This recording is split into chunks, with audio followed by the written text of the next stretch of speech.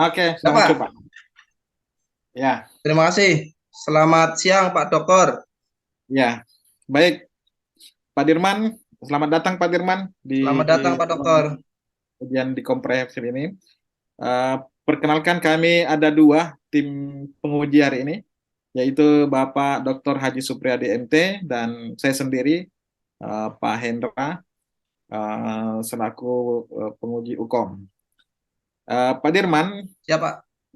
uji komprehensif ini adalah pengujian dari keseluruhan, Pak, ya. Keseluruhan, mulai dari awal aktivitas pada saat Pak Dirman melakukan analisis identifikasi masalah sampai pada tahap evaluasi. Baik, Pak Dirman, Ya, Pak. eh, untuk ke depan ini kami mau lihat proses apa namanya simulasi mengajarnya, ya, Pak, ya. Setelah Siapa? itu kami akan tanyakan yang berkaitan dengan apakah substansi apa namanya kegiatannya dengan teknis pelaksanaannya nanti. Ya. Silahkan, Pak Firman. Tampilkan RPP enggak, Pak? Nggak usah, Nggak di usah. simulasi aja. Ya, siap. Ya, Assalamualaikum warahmatullahi wabarakatuh. Selamat pagi anak-anakku sekalian semua. Sebelum kita pembelajaran, alangkah baiknya kita ice breaking terlebih dahulu biar kita semangat. SMK bisa. SMK Indonesia luar biasa. Terima kasih untuk anak-anakku yang sudah berpartisipasi. Silakan ketua kelas untuk menyiapkan berdoa. Ya, selesai. Kemudian saya absen terlebih dahulu, anak-anakku. Selesai. Anak-anakku, gimana kabarnya hari ini? Apakah sehat? Alhamdulillah, luar biasa. Pada pelajaran kali ini, nanti Bapak akan menerangkan bagaimana cara memperbaiki audio amplifier. Dalam audio amplifier ini, pasti anak-anakku sudah pernah mengetahui atau sudah pernah mendengar tentang audio amplifier, bahwa amplifier adalah suatu alat untuk menguatkan suatu suara. Mungkin anak-anakku di rumah juga sudah punya, kayak misalkan home theater juga ada amplifiernya, kemudian speaker aktif juga ada amplifiernya. Nah, sekarang anak-anakku hari ini belajar tentang bagaimana cara memperbaiki audio amplifier. Pelajaran sebelumnya anak-anakku juga sudah belajar tentang macam-macam audio dari kelas A, B, C, dan lain sebagainya. Oleh sebab itu, sebelum nanti kita mulai tentang bagaimana cara Bapak menilai anak-anak sekalian semua, yang pertama adalah penilaian sikap, kemudian anak-anak juga nanti Bapak nilai dengan tentang penilaian pengetahuan, dan tidak kalah pentingnya adalah penilaian tentang keterampilan. Oke anak-anakku, Bapak tampilkan slide dengan videonya nanti. Anak-anakku sekalian menyimak.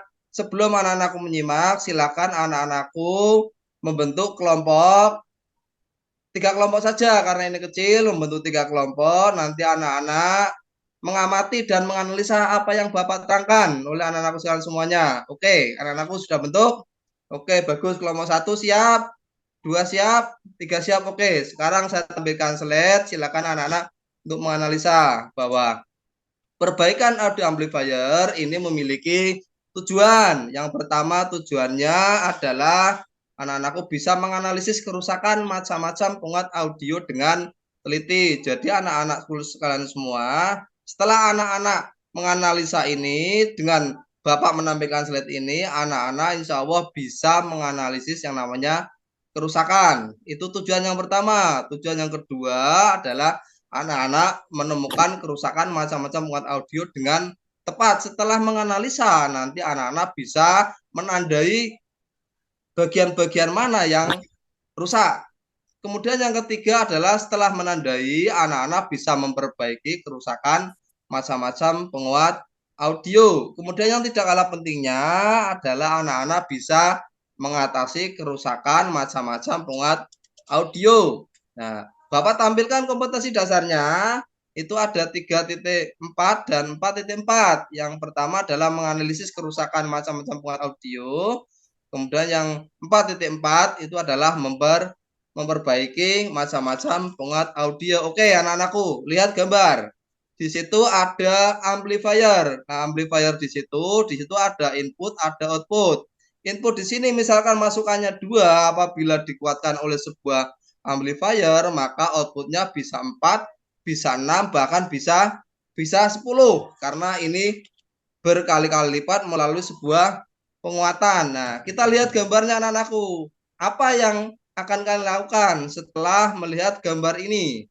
Ini adalah sebuah amplifier yang rusak. Nah, yang rusak ini nanti anak-anakku coba dianalisa bagaimana cara memperbaiki dan menandai peralatan-peralatan yang rusak. Nah, sekarang lihat skemanya anak-anakku. Dari skema itu saya ambil ini rangkaian adalah rangkaian OCL 150 watt. Kita lihat skemanya. Di situ ada inputan masuk melalui C1. Nah, C1 di situ biasanya nilainya 100, itu sebagai kopling. Nah, kopling di situ nanti masuk ke preamp. Nah, preamp ini bisa bekerja karena adanya sebuah regulator. Nah, regulator inilah yang menyuplai preamp atau amplifier. Nah, setelah preamp maka masuk ke dalam sebuah rangkaian buffer. Nah, penguat buffer inilah yang memecah antara inverting dan non inverting, sehingga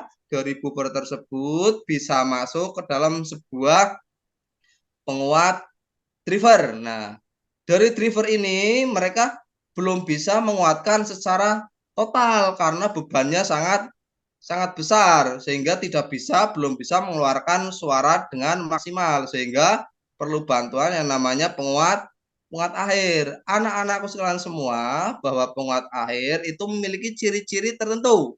Yang pertama adalah mudah panas. Gimana anak-anakku? Sampai rangkaian ini paham dulu atau ada yang tanyakan tidak? Iya, Firdaus. Iya, betul sekali. Kalau yang namanya preamp adalah sebuah penguat awal, sedangkan kalau penguat akhir adalah berada, kalau TIP adalah di bagian, OCL adalah bagian TIP, baik 31 maupun 32, baru dikeluarkan oleh sebuah speaker, maka akan menghasilkan suara. Biar lebih jelasnya lagi anak-anakku, ini ada rangkaian lagi, saya potong lagi antara rangkaian driver dengan rangkaian preamp. Kita lihat rangkaian preampnya. Nah, di preamp ini anak-anakku bisa lihat preamp masuk ke dalam sebuah driver. Dari driver baru langsung dikuatkan oleh sebuah power amplifier, baru masuk ke dalam speaker. Nah, sebelah kiri adalah rangkaian preamp, sebelah kanan adalah rangkaian driver, seperti yang Bapak tadi terangkan sebelum masuk ke dalam sebuah amplifier. Yang berikutnya coba lihat, setelah anak-anakku menganalisis, kemudian memperhatikan, kemudian anak-anakku membaca skema, coba lihat di depan kalian itu ada modul OCL 150 watt. Sekarang dianalisa, Bapak kemarin sudah trouble masing-masing kelompok, itu sama kerusakannya. Kita lihat, di situ ada hubung singkat. Nah, hubung singkat itu kenapa? Nanti anak-anakku bisa menganalisa. Kemudian rangkaian kok ini putus atau terbuka, open. Nah, ini seperti apa? Nanti anak-anakku juga tulis di LKPD yang tadi Bapak bagikan. Kemudian kenapa kok bisa bocor? Nah, nanti bisa diterangkan. Oke. Untuk lebih lanjutnya, coba lihat anak-anakku gambar ini. Ini ada gambar sebuah transistor. Di situ ada dua buah transistor, jenisnya ada PNP, ada NPN. Kalau kita lihat yang PNP, basisnya ada di prop merah. Nah, ini yang membedakan. Kemudian kalau yang NPN, basisnya ada di prop hitam. Anak-anakku kelas 12, pelajaran dulu kelas 10, kelas 11, anak-anakku sudah mempelajari tentang identifikasi transistor atau komponen aktif. Nah, kemudian kita lihat yang resistor juga sama. Bagaimana cara identifikasi resistornya? Apakah ini rusak atau ini masih utuh atau ini terbakar? Kita lihat dari nilai ohmnya, nilai hambatannya. Kita cek di posisi ohm, kemudian dicolokkan antara prob merah dengan prob hitam. Kalau nilainya sesuai dengan angka resistor, berarti itu masih bagus.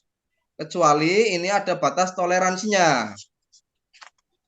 Berikutnya untuk yang dioda, kita lihat anak-anakku, ini adalah forward. Jadi apabila nanti jarum bergerak, maka ini masih bagus di posisi ohm. Apabila jarum tidak bergerak, maka posisi dioda ini sudah rusak. Nah, dioda memiliki dua buah kaki, yaitu anoda dan katoda.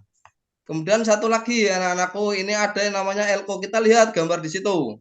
Di situ ada elko pada kondisi yang bagus, kondisi open, kondisi short, kemudian kondisi yang rusak parah. Bisa dilihat yang pertama dari jenis fisiknya, kemudian bisa kita ukur dengan menggunakan yang namanya multimeter. Lebih lanjut, lebih jelasnya, anakku coba Bapak putar video ini. Bagaimana cara menganalisis dan memperbaiki penguat audio amplifier. Coba dianalisis anak-anakku dan diperhatikan videonya. Oke, sudah. Sekarang anak-anakku, setelah tadi mengamati dan silakan bentuk per kelompok. Tadi sudah kelompoknya sudah dibentuk, anak-anakku sekarang tinggal menganalisis dan menuliskan komponen-komponen apa saja yang rusak.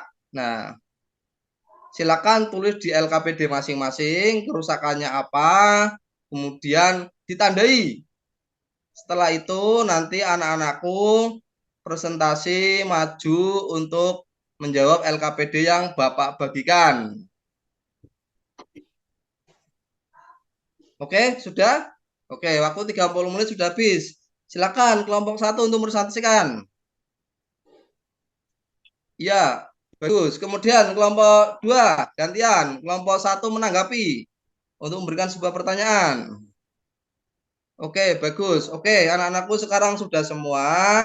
Sekarang Bapak ingin merefleksikan apakah pelajaran ini anak-anak ada yang belum paham? Apakah cara menerangkan Bapak ini terlalu cepat atau anak-anakku kurang memperhatikan atau tidak memahami? Baik, terima kasih.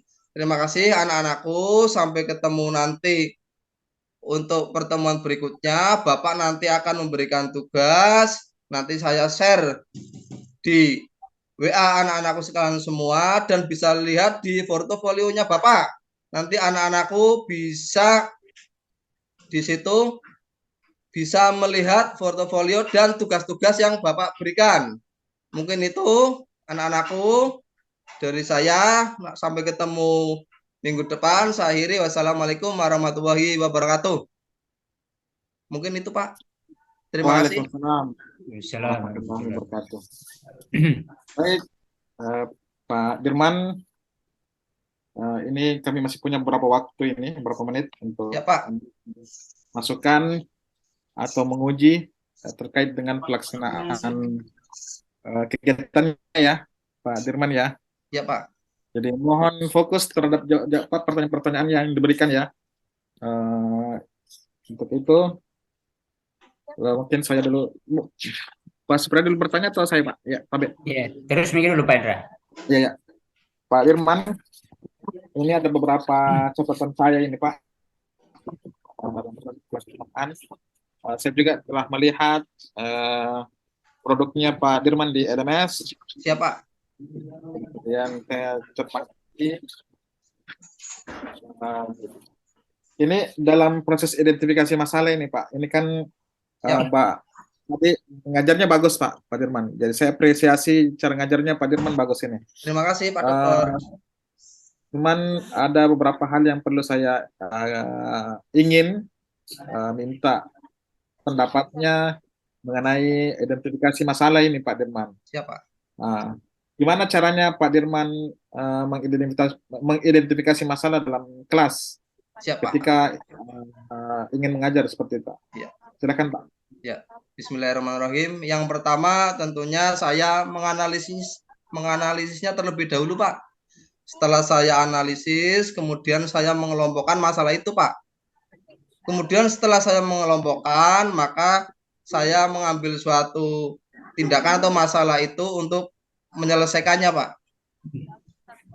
Bisa melalui dari literasi numerasi, kemudian bisa dari wawancara teman sejawat atau kepala sekolah, bahkan siswa, Pak. Mungkin dengan mengelompokkannya seperti itu saya, Pak. Terus ketika ditemukan masalah gimana Pak solusinya? Ya. Eksplorasi dan solusinya. Dijelaskan aja Pak secara runtut hingga sampai pada eksplorasinya itu. Ya, ketika ditemukan suatu masalah, maka kami akan menyelesaikan masalah, misalkan dari model pembelajaran bermasalah, Pak. Jadi saya model pembelajarannya itu akan saya perbaiki supaya model pembelajaran itu bisa ditangkap oleh anak tersebut dan anak tersebut tidak bosan, Pak. Jadi bisa terselesaikan dengan model pembelajarannya, Pak.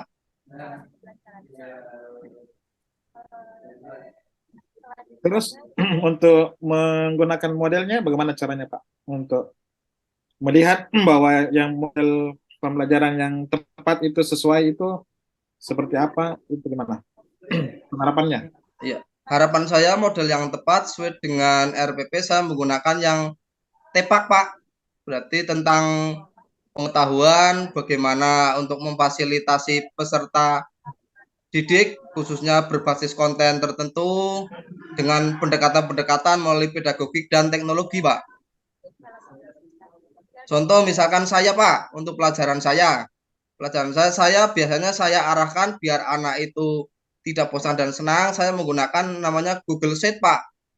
Jadi membuat sebuah portofolio digital, nanti anak-anak bisa mengakses ke situ. Saya hanya memberikan link, Pak. Itu salah satunya. Baik, saya langkah ke yang selanjutnya Pak. Eh, ini kan ada beberapa penilaian Pak ya, termasuk dengan penilaian otentik. Pak Dirman tahu bagaimana itu penilaian otentik Pak? Penilaian otentik adalah penilaian yang prosedural, Pak, yang saya tahu, Pak. Atau penilaian yang melalui observasi atau prosedur atau bagaimana cara Bapak Ibu guru untuk memperhatikan anak-anaknya, Pak. Intinya observasi, Pak. Sesuai dengan kenyataan yang ada di lapangan. Ya. Bagaimana cara mengembangkan IPK Pak untuk pembelajaran yang baik? Cara mengembangkan IPK, Pak. Yang pertama saya Ya. menelaah dari kompetensi dasarnya, Pak. Terus lanjut. Kemudian saya mengacu pada taksonomi Bloom, Pak, yang misalkan untuk berbasis hot berarti saya menganalisa di C4 sampai dengan C6.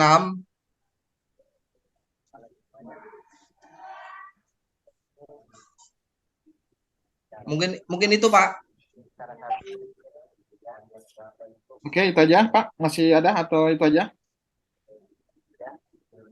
Kemudian saya juga menggunakan media ajar yang berbasis yang mengandung IT, Pak.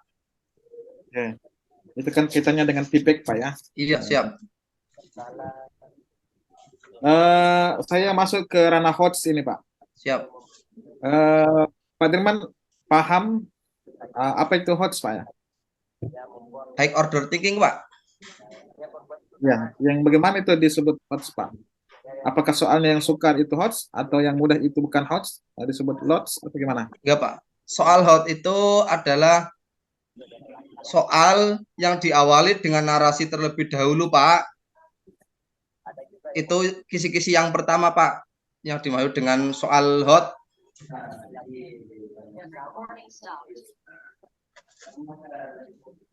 Tadi yang saya tanyakan Pak, apakah semua soal sulit itu bisa disebut HOTS? Tidak, Pak. Coba Pak dilihat, saya sudah lihat di LKPD-nya, yang mana Pak yang dimaksud situ HOTS, karena saya lihat agak mirip-mirip semua soalnya itu. Mungkin ada poin tertentu yang Anda Bapak buat sebagai HOTS. Yang di LKPD saya yang hot adalah yang menganalisis, Pak. Itu berarti ikutnya C4. Nomor berapa itu Pak ya? Udah kelihatan. Yang LKPD 1, Pak. Yang soal LKPD 1, Pak. Ya. Kalau yang materinya Pak, yang mana hotshare situ Pak? Untuk materinya yang host yang menganalisis skema, Pak. Skema ya. Iya, Pak. Pak Dirman dari mana Pak? Dari Saya dari Jawa Tengah, Pak. SMK swasta di Pemalang, Pak. Tapi kebetulan Malang. siswa saya gemuk, Pak. Iya. Ini Pak Dirman, ini Siapa? kaitannya dengan kadang kan sebuah wilayah itu menentukan apa namanya tingkat literasi siswa. Misalnya itu dari arah ke timur itu kan biasanya agak minim literasinya. Ini saya mau tanyakan ini, bagaimana upaya Pak Dirman untuk menumbuhkan itu literasi siswa yang saat ini kan anak-anak itu agak sulit belajar itu. Iya, Lebih banyak main gamenya, iya. Mobile Legends-nya, kemudian bahkan lebih banyak dolanannya, orang Jawa bilang Iya. dolanannya katanya. Ya, Seperti Pak, itu. itu yang saya sebutkan tadi, Pak. Jadi anak-anak saya bukan memaksa pada anak-anak, akan tapi anak-anak saya beri tugas untuk melihat portofolio saya, kemudian saya beri tagihannya, Pak, kepada anak-anak tersebut, biar anak-anak tersebut bisa membaca, Pak. Ada tagihan khusus pada anak-anak. Itu tagihannya per berapa minggu itu ditagih itu. Nanti mereka nanti bosan. Padahal kan ini kan pembelajaran supaya mereka tidak bosan. Menyenangkan. Iya, Karena betul, Pak. kan ya. Saya tagihannya itu hanya 1 bulan itu hanya 4 kali, Pak. Berarti 1 minggu sekali untuk tagihan saya. Apa ini kan berapa kelas yang diajar Pak Dirman? Saya kebetulan kepala program, Pak. Jadi Iya. siswa TAV ada kelas 10, 11, 12, ada 6, Pak. Ada 6 ya. Iya, Pak. Kalau saya melihat 6 kelas yang diajarkan oleh Pak Dirman dengan menagihkan tugas-tugas itu bisa enggak konsisten Pak Dirman memeriksa tugas-tugasnya siswa itu? Atau Konsisten, hanya Pak. sekedar, bisa ya? Ya bisa, Pak. Bisa. Bisa, bisa ya? Ya, bahkan Ya. malah anak-anak kadang minta, Pak, kalau saya belum update portofolio, anak-anak malah sudah menegur Oh, terlebih dahulu, Pak. ya, kadang itu yang diperlukan Pak Dirman. Jadi, kadang konsisten pengajar itu yang dibutuhkan, karena kan gini, ada beberapa guru itu yang tidak memberikan tugas karena mungkin malas memeriksa tugas-tugas siswanya. Iya, Pak. Seharusnya kan tidak. Iya. Jadi semakin banyak itu tugasnya, sebenarnya semakin bagus seperti yang Pak Dirman lakukan ini, supaya mereka secara tidak langsung itu bisa menumbuhkan ya paling tidak literasi atau numerasinya mereka.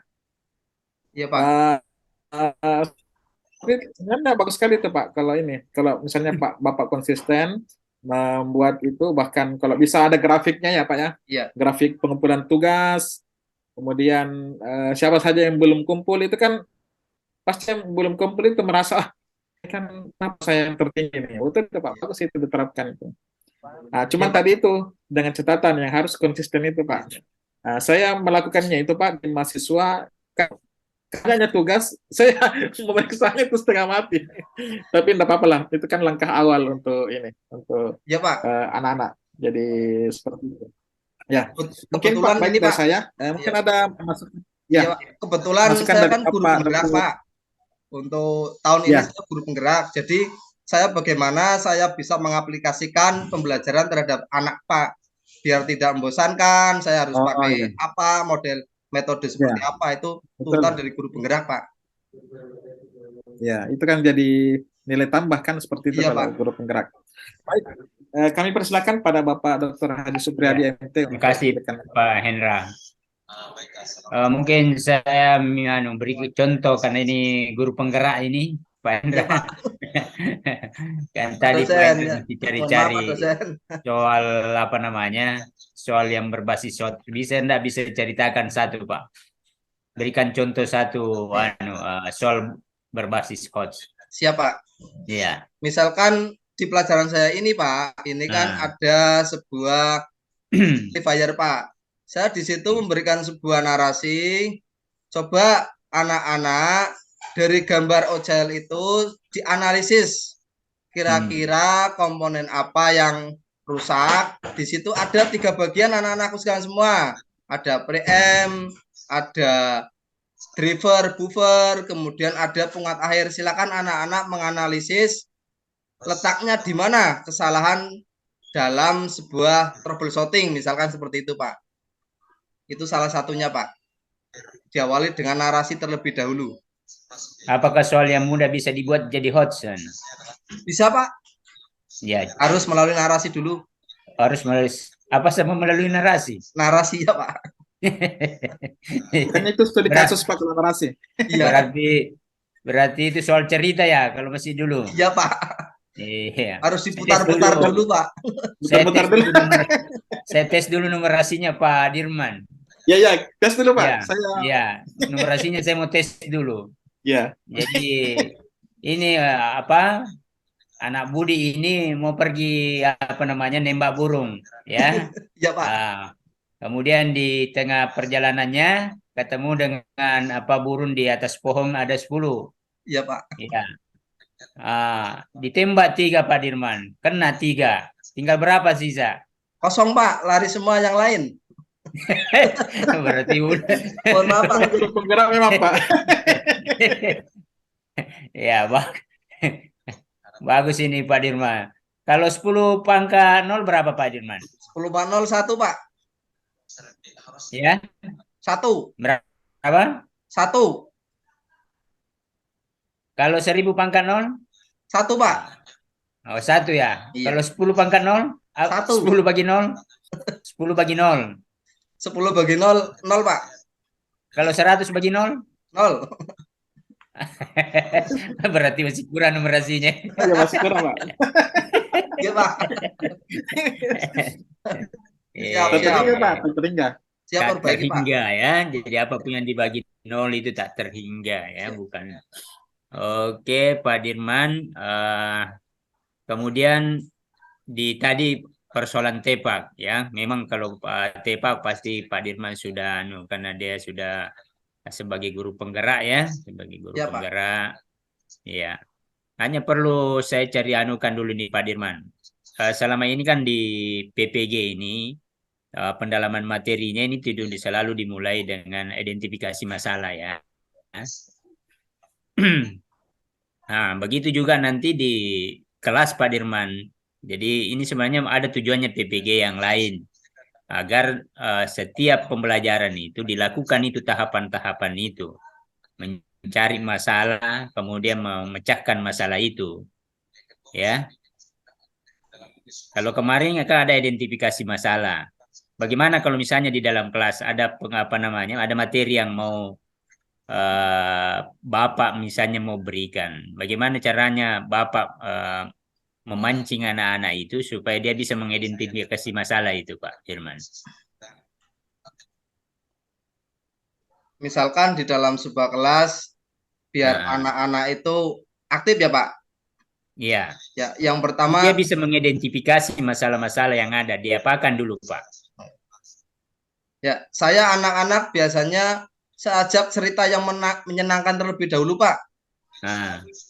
Habis itu setelah anak-anak bereaksi, ada komunikasi timbal balik, saya serempetkan ke materi yang masalah anak-anak, misalkan anak tersebut kurang memahami tentang audio televisi Pak, tidak senang, mungkin tidak senang lah. Saya awalnya itu cerita dulu Pak tentang teknologi-teknologi biar anak-anak itu tertarik. Kemudian saya memberikan sebuah gambaran-gambaran tentang itu. Setelah anak-anak tertarik, saya arahkan ke situ Pak.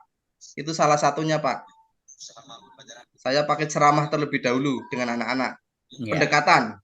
Di samping ceramah apalagi biasa? Model Pak, model pembelajaran Pak. Ya, ini tadi udah model pembelajaran. Salah satu model yang mendukung ini kegiatan-kegiatan kita selama ini itu adalah PBL dan PJBL dan Discovery. Ya, semuanya itu berbasis penelitian, termasuk pendekatan saintifik. Iya, Pak. Ya, selalu begitu ya anunya. Jadi kegiatan yang bisa kita lakukan kan menampilkan bisa dalam bentuk video, bisa kita ceramah. Dari pengamatan-pengamatan siswa tadi itu muncul permasalahan-permasalahan di situ. Maka dia akan mengidentifikasi itu masalah. Ya. Iya, Pak. Nah, setelah dia mengidentifikasi masalah, kita mengarahkan untuk merumuskan masalah yang mau dihadapi. Masalah-masalah itu kita arahkan ke tujuan pembelajaran. Kita arahkan ke tujuan pembelajaran. Kalau di penelitian kan namanya ada rumusan masalah. Iya. Namanya rumusan masalah itu adalah tujuan pembelajaran kita. Jadi walaupun tadi anak-anak mengidentifikasi ada beberapa masalah yang muncul, tapi kita seorang guru kita mengarahkan ke tujuan pembelajaran kita. Ya. Setelah itu kan apalagi kita lakukan? Mengelompokkan. Kita kelompokkan, berikan pekerjaan melalui apa? Misalnya melalui LKPD, ya, melalui LKPD Pak Dirman. Nah, apalagi setelah itu di LKPD apa yang dilakukan Pak Dirman? Membimbing penyelidikan, Pak. Iya, seorang guru membimbing penyelidikannya, mengumpulkan data kalau di apa namanya, kalau di PBL atau di Project Based Learning mengumpulkan data, kemudian dia menganalisis, mengevaluasi. Jadi apa yang tahapan yang Bapak lakukan itu di dalam PPG sebelumnya itu di pendalaman materi itu sebenarnya mau diterapkan itu supaya Bapak-bapak membiasakan. Kemarin kan setiap tahap Bapak disuruh presentasi terus. Disuruh presentasi. Diharapkan juga seperti itu nanti di kelas. Anak-anak itu diusahakan dia berkelompok melakukan presentasi, kemudian terakhir melakukan evaluasi. Itulah model-model problem based learning, project based learning, kemudian discovery, kemudian ada pendekatan-pendekatan saintifik. Nah, itu kenapa? Jadi diharapkan semua pengetahuan-pengetahuan yang dia peroleh itu dia berkesan, dia bermakna.